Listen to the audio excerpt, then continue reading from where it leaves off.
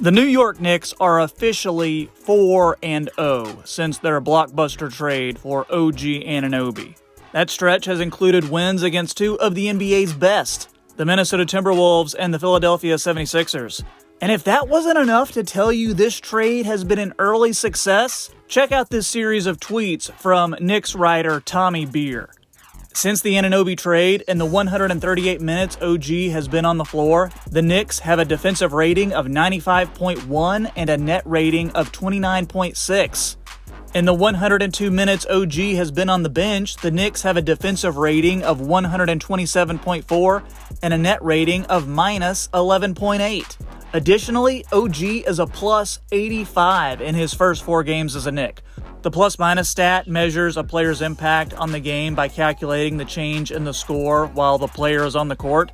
And whether it's coincidence or not, this entire Knicks roster seems like it has hit another level since the Anunoby trade.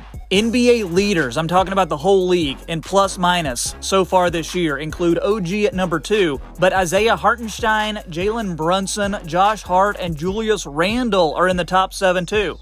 Safe to say the New York Knicks have looked like a whole new team since that trade with the Raptors, so I want to talk about all that today.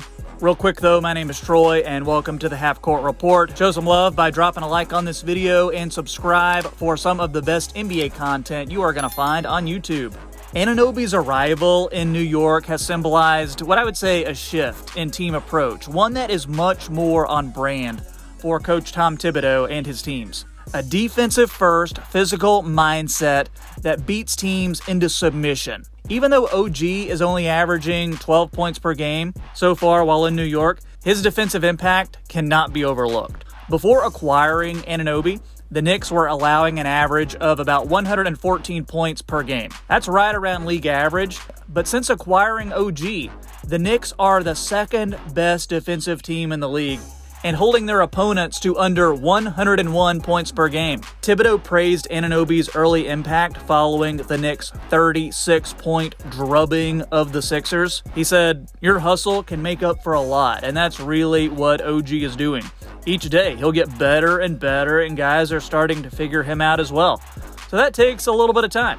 So Tibbs already likes OG better than Cam Reddish and Evan Fournier. That's a win, right? But Thibodeau's point was perfectly illustrated in a win over the Bulls. Anunoby scored just 11 points, but was an impressive plus 35 when he was on the floor. The impact that he has goes so much farther than what you see in the box score, and he is going to continue to play better as he gets more adjusted and comfortable with his new team. The defensive versatility that OG brings to the table has shifted the dynamic of the roster too, and that is allowing more focus to be paid to that side of the floor. The presence and talent of OG allows for other top defenders to have more freedom to operate within Tibbs' system.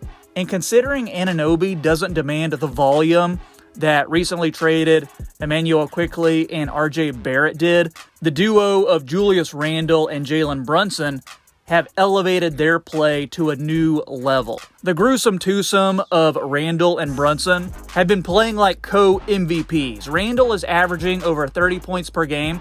Brunson is averaging over 27 points per game. And OG is a big part of that. He's also the sort of contributor the Knicks have needed. A long and switchable wing who plays at either forward spot, a guy who drains threes, and a guy who creates his own shot. Before the trade to New York, OG was averaging about 15 points, 4 rebounds, and 2.5 assists in 27 games with Toronto. He was also shooting a career-best 61% on twos and 37% from deep. Thibodeau constantly mentions the value of shots to his players, encouraging the Knicks to chuck up as many open, standstill threes as they can get. And there is no question that philosophy is translating into how he is handling Anunoby. OG is currently getting 2 fewer shots per game with the Knicks, but his rebounds and steals are up, plus his efficiency hasn't suffered at all.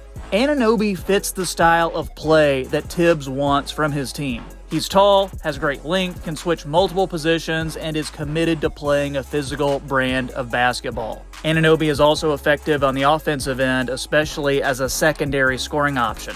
He is everything the Knicks were hoping RJ Barrett could develop into. I know you guys are going to have a lot to say in the comments, so let me hear it. And since you've watched this far, be sure to click that thumbs up button for the YouTube algorithm. Hit that subscribe button too, so you never miss another Knicks or NBA video. Check out my pinned comment, and also check out the recent video I did on former Knick Dylan Windler. I was hoping this guy would get his shot in New York, but after a recent G League performance where he pulled down 33 rebounds, the Los Angeles Lakers called him up and said, "Hey, Dylan, why don't you come play with us?" So I did a whole video on his game and what I think he can bring to Los Angeles. Check that out. Let me know what you think, and I will catch you next time on the Half Court Report. Have a great day.